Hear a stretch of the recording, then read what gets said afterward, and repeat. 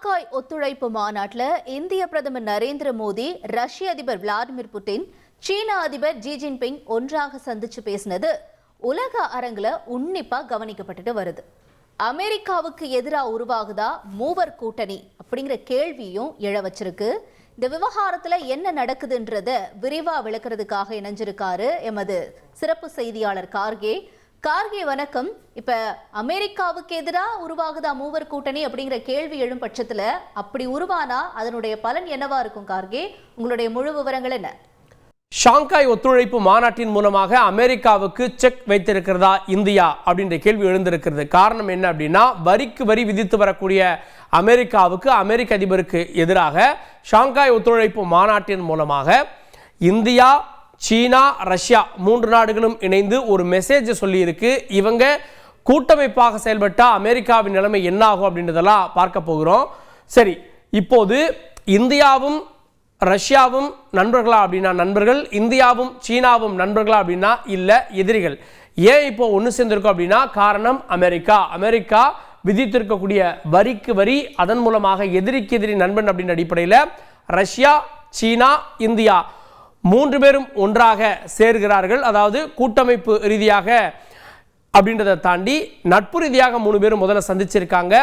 இந்திய பிரதமரும் சீன அதிபரும் சந்தித்திருக்கிறார்கள், இந்திய பிரதமரும் ரஷ்ய அதிபரும் சந்தித்திருக்கிறார்கள்.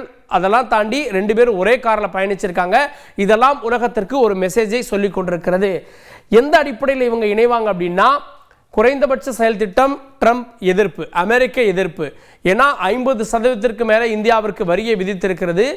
அதே நேரத்தில் ட்ரம்ப் ஃபோன் பண்ணி ஒரு சமாதானத்திற்கு முயற்சி செஞ்சார் அப்படின்லாம் செய்திகள் வருகிறது. இந்திய பிரதமர், நீங்கள் விதித்திருப்பது அநியாய வரி அப்படின்னு இந்திய வெளியுறவுத்துறை ஏற்கனவே பதில் சொல்லியிருக்கக்கூடிய சூழலில் ட்ரம்பின் அழைப்பையே புறக்கணித்தார் இந்திய பிரதமர் அப்படின்ற செய்திகளையும் இதோடு சேர்த்து பார்க்க வேண்டி இருக்கிறது.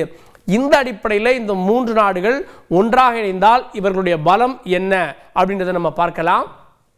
சரி, மக்கள் தொகை அடிப்படையில் அமெரிக்காவினுடைய மக்கள் தொகை 34 கோடி தான். இந்தியாவினுடைய மக்கள் தொகை 146.5 கோடி. அதாவது இது தோராயமாக கணக்கிடப்பட்டு வரக்கூடியது. நம்ம மக்கள் தொகை கணக்கெடுப்பு எடுத்தால் மட்டும்தான் தெரியும். ஆனால் 2025 மக்கள் தொகை இப்போ எவ்வளோ இருக்கும் அப்படின்ற கணக்கீடின் அடிப்படையில் 146.5 கோடி அப்படின்னு கணக்கிடப்பட்டிருக்கிறது. ஆனால் சீனா மக்கள் தொகை கட்டுப்பாடு போன்றவற்றின் மூலமாக கொஞ்சம் குறைஞ்சிருக்கு அப்படின்றாங்க. அதனால 141 கோடி அப்படின்றாங்க. ரஷ்யா 14 கோடி.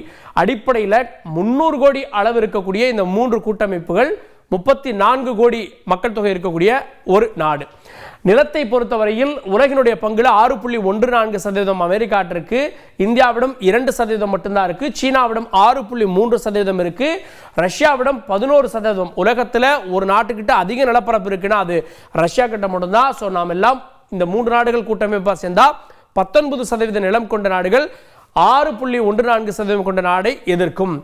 அடுத்தது பொருளாதாரத்திற்கு பங்களிப்பு அப்படின்றது. ஸோ உலக பொருளாதாரத்தில் பங்களிப்பு அப்படின்றது அமெரிக்கா 30.15%. ஏன்னா டாலரில் தான் வணிகம் நடைபெறுகிறது அப்படின்றதால இந்தியாவுடைய பங்களிப்பு அப்படின்றது நம்ம 4வது பெரிய பொருளாதாரம் அப்படின்னாலும் கூட 4.19%, சீனா 19.23%, ரஷ்யா 2%. சந்தை, அதாவது விற்பனை செய்யக்கூடிய பொருட்களுடைய சந்தை ஒரு நாட்டில் எப்படி இருக்கு அப்படின்னா, இதற்கு பல அளவீடுகள் சொல்றாங்க. யாரெல்லாம் சொந்தமாக வாங்கும் திறன் உடையவர்களாக இருக்காங்க, யாரெல்லாம் வேலைக்கு போறவங்க, யாரெல்லாம் இளைஞர்கள்ன்றதை வச்சு இந்த சந்தை தீர்மானிக்கப்படுகிறது. அமெரிக்காவில் 34.8 கோடி அப்படின்னு ஒரு கணக்கீடு சொல்லுகிறது. இந்தியாவை பொறுத்த வரைக்கும் 75 கோடி அப்படின்றது ஒரு கணக்கீடு சொல்லுகிறது. சீனாவில் 110 கோடி பேர் வாங்கக்கூடிய திறன் உடையவர்கள் அப்படின்றத சொல்லுகிறது. ரஷ்யாவில் 12.7 கோடியாக இது பார்க்கப்படுகிறது. இராணுவம் உலகின் முதல் இராணுவமாக, அதாவது பலம் வாய்ந்த இராணுவமாக அமெரிக்கா இருக்கிறது. அதனை எதிர்த்து இந்தியா 4வது பெரிய இராணுவம், சீனா 3வது பெரிய இராணுவம், ரஷ்யா 2வது பெரிய இராணுவம்.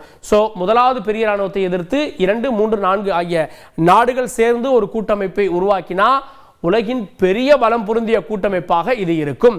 சரி, அமெரிக்காவுடைய பலம் என்ன அப்படின்னா ஆயுதங்கள் பல நாடுகளுக்கு அவங்க சப்ளை பண்றாங்க. ஆயுதம் அவர்களுடைய பலம், அவர்களுடைய ராணுவம் அவர்களுக்கு பெரிய பலம். அவர்கள் சஃபிஷியண்டான எண்ணெய் வளத்தை வைத்திருக்கிறார்கள், அதுவும் அவர்களுடைய பலம்.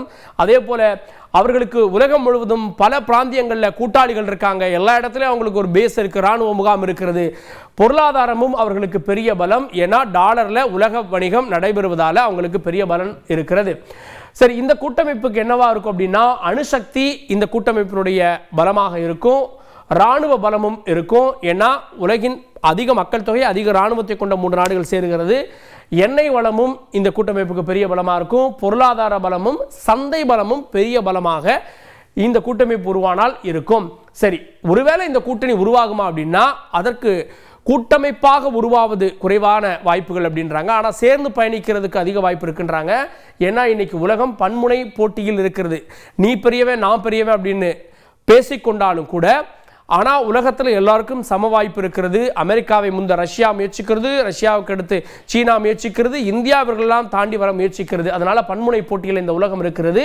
ஒருவேளை இந்த கூட்டமைப்பு உருவானா ஐரோப்பிய நாடுகள் அமெரிக்கா பக்கம் செல்வதற்கு வாய்ப்பு அதிகம்ன்றாங்க. ஏன்னா ரஷ்யாவால் ஐரோப்பிய நாடுகள் தங்களுக்கு ஆபத்து இருப்பதாக, அவங்க தங்களுடைய எல்லைகள் இருப்பதால் ஆபத்து இருக்கிறதாக பார்க்குறாங்க. மத்திய கிழக்கு நாடுகள், அரபு நாடுகள் எல்லாம் நடுநிலை வைப்பதற்கான வாய்ப்புகள் இருக்கிறதாக தெரிகிறது. முதல்ல இது ஒரு கூட்டமைப்பாக உருவாகுமா அல்லது பெயரளவிற்கான ஒரு அமைப்பா இருக்குமா அப்படின்றத பொறுத்திருந்து இதனுடைய பலன்களை பார்க்கலாம். நன்றி கார்கி.